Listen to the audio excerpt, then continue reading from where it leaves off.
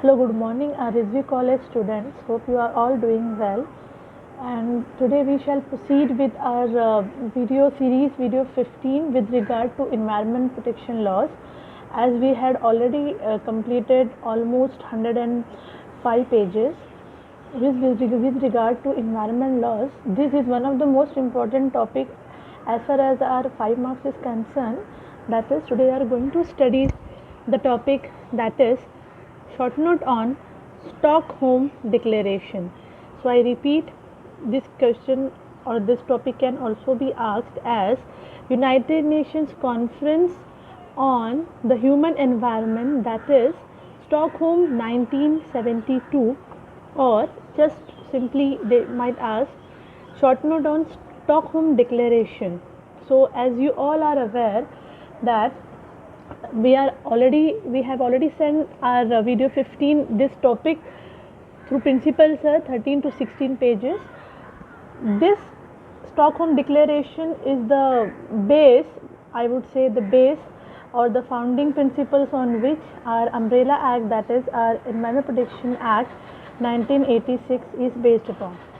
So this 1972 Stockholm Declaration was the first of its nature which purported and which coined the concept of sustainable development. So the concept of sustainable development also got emerged from the Stockholm Declaration, as the world is evident of the fact that we do celebrate World Environment Day on every 5th of June.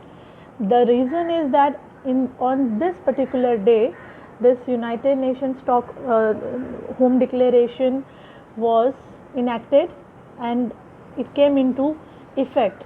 So onto this footing, Stockholm Declaration, this is the international norm. We had got our coined concept and our environmental related regulations. In particular, we know that Umbrella Act, Wildlife Protection Act 1986, then Air Act 1981, the Water Pollution Protection Act. These all acts, which be of noise pollution, air, water, Umbrella Act, water, this Environment Protection Act 1986, all these acts actually based upon the motto and the principles of Stockholm Declaration. And for this reason, Stockholm Declaration, we can say, is the base, the founding principles on which our Indian environment laws are also working.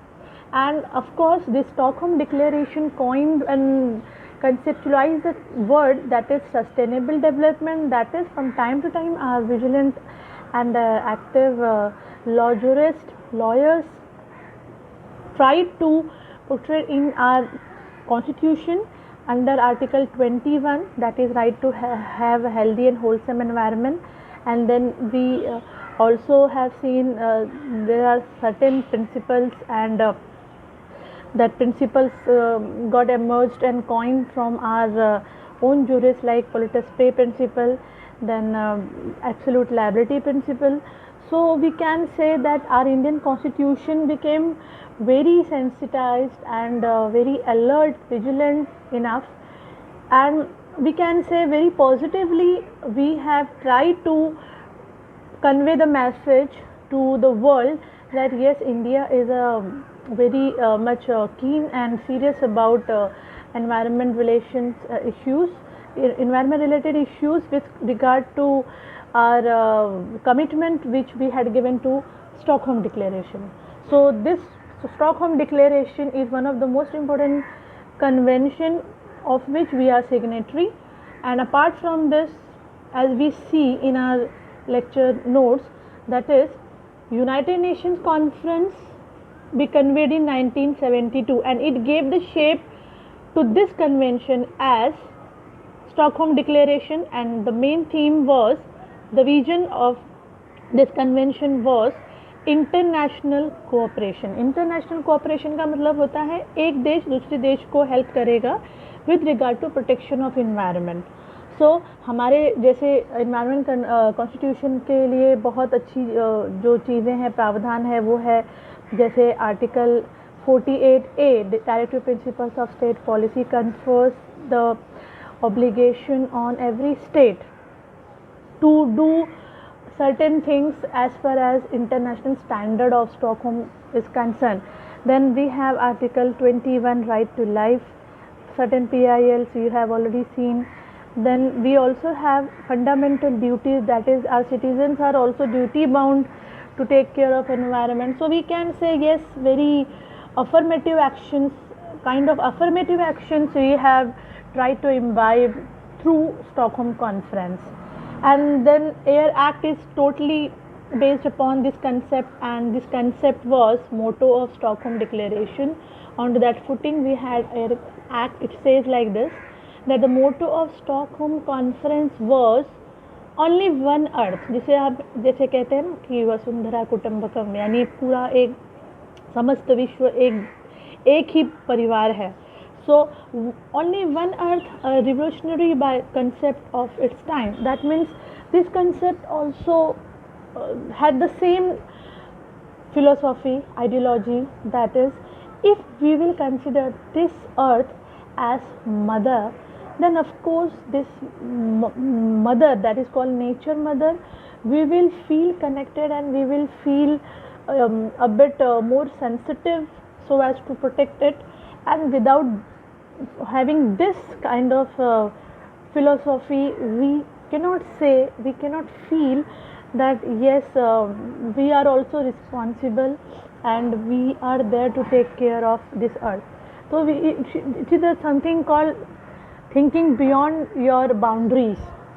So the motto of Stockholm Declaration was specially meant to conserve the ecological system, environment, and all this entire earth to be taken as the mother nature. And the 26 environment principles and the action plan under UNEP had also established in Kenya so as to give the backup support to this Stockholm Declaration from time to time. And for that reason, this UNEP, that is United Nations Environment Program, is considered as catalytic agency.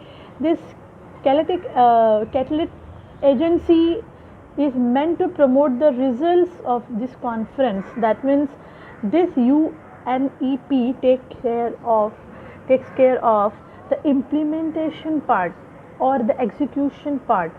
So you can say this UNEP, this one topic can be asked, this concept can be asked for 2 marks, and this entire para will suffice your purpose, because they might ask you question on UNEP for 5 marks. So you can say this is an agency which supports the implementation part or the outcome of such conferences whenever it helps. So United Nations Environmental Fund agency also has been promoted and established under Stockholm Declaration. यानी Stockholm Declaration का काम होता है कि ये एक United nation environment programme के तहत फंड भी क्रिएट कराए, लोगों में अवेयरनेस क्रिएट कराए, कंट्रीज़ में अवेयरनेस क्रिएट कराए, टाइम टू टाइम कन्वेंशंस होते रहें, इंश्योर हो कि जो भी कन्वेंशंस कमिटमेंट्स दी हैं स्टेट्स ने, कंट्रीज़ ने, वो उसका पालन भी करें. ये नहीं कि बस एक कॉन्फ्रेंस ले ली और बस ऑन द पेपर रिकॉर्ड्स हैं.